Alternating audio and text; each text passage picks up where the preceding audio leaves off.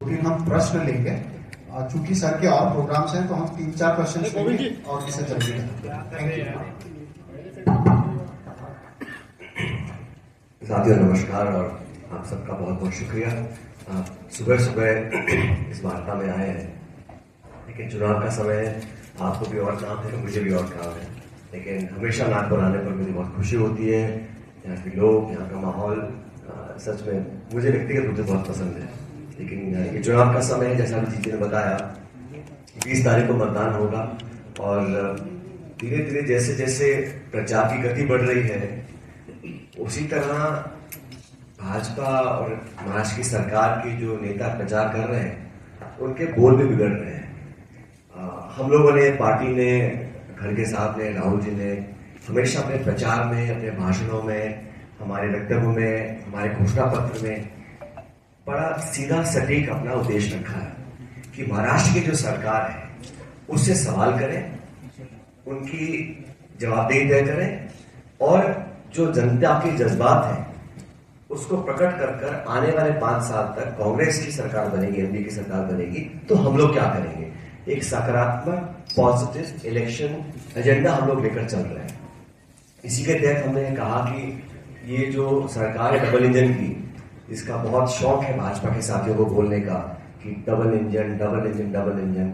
मैंने कल भी कहा, मैं चिखली में था, तो ये जो सरकार है ये इंजन तो डबल है, लेकिन सिर्फ धुआं फेंक रही है। ये काम यहाँ पे नहीं कर रहे महाराष्ट्र में, क्योंकि अगर सरकार ने काम किए होते तो चुनाव से कुछ हफ्ते पहले लोगों का मन जीतने के लिए घोषणा क्यों करते। आप पूरे 5 साल इस कार्यक्रम को चलाते हैं, जो योजना आपने लेकर आए हैं।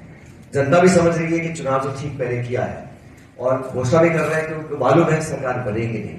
हमारी अलायंस, हमारा एजेंडा, हमारा मैनिफेस्टो, हमारे कैंपेन, हमारे प्रत्याशी बहुत बेहतर है और पब्लिक मन बना चुकी है। लोकसभा चुनाव में जो परिणाम आए थे उससे बेहतर हमारे गठबंधन का प्रदर्शन रहेगा, ऐसा मैं मानता हूं।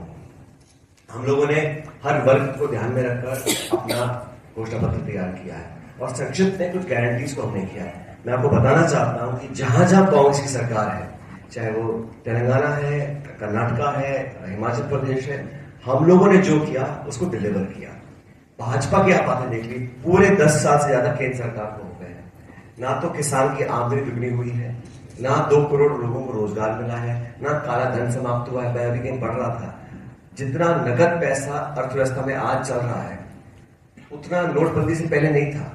तो नोटबंदी आपने करी, किसान के खिलाफ 3 काले कानून आपने बनाए, आपने सत्ता का दुरुपयोग किया, मुख्यमंत्रियों को जेल में डाला, इनकम टैक्स, ईडी, सीबीआई का दबा के आप दुरुपयोग करते हैं, विपक्ष की आवाज को दबाने का काम करते हैं। 147 सांसदों को एक दिन में आपने निलंबित कर दिया था।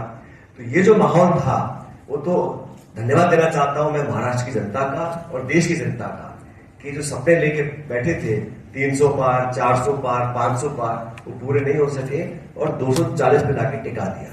अभी 2 लोगों का सहारा लेके सरकार चला रहे हैं, तो जो कहते हैं वो कर नहीं पाते हैं।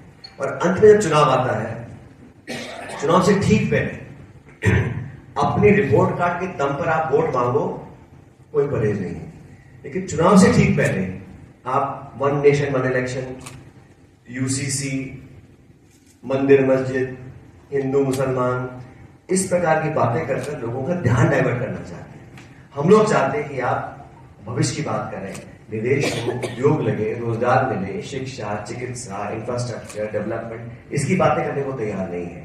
और 10 साल में केंद्र सरकार ने जो नीति निर्माण किया है उससे स्पष्ट हो चुका है कि चंद लोगों के भले के लिए सरकार काम कर रही है। अब इस सीरी में घोटाला हो रहा है, सीरी की चेयरमैन को जवाब देने को तैयार नहीं है।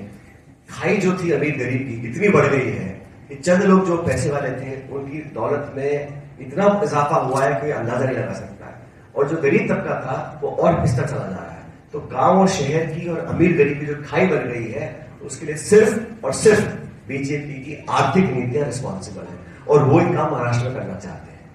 हमारे हवाई अड्डे, रेलवे लाइन, हमारे बिजली घर, कारखाने, खाने, पोर्ट्स, सब चंद लोगों के हाथ में देने का काम कर रहे हैं।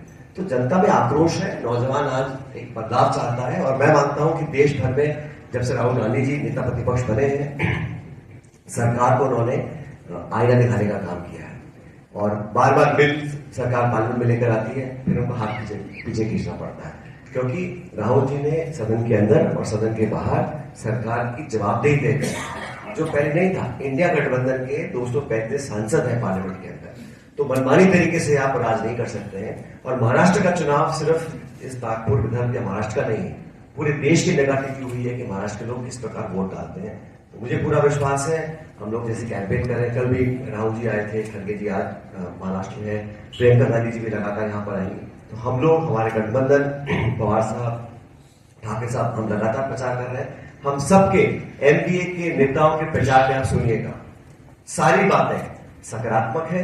हम कीचड़ उछालना, आरोप लगाना, आज भी आप देखो, यहां तक कि प्रधानमंत्री जी भी, नेहरू जी ने ये किया, इंदिरा गांधी ने ये किया, मनमोहन सिंह, आपको 10 साल हो गए हैं, आपने क्या किया वो नहीं बताएंगे। तो इसलिए हम लोग बड़ा पॉजिटिव एजेंडा लेके काम कर रहे हैं। और जो फीडबैक मुझे मिला है, मैं कई दिनों से मराठवाड़ा महाराष्ट्र में हूँ, अच्छे मतों के साथ हमारे सभी उम्मीदवार जीत कर जाएंगे चुनाव, ऐसा मैं मानता हूँ।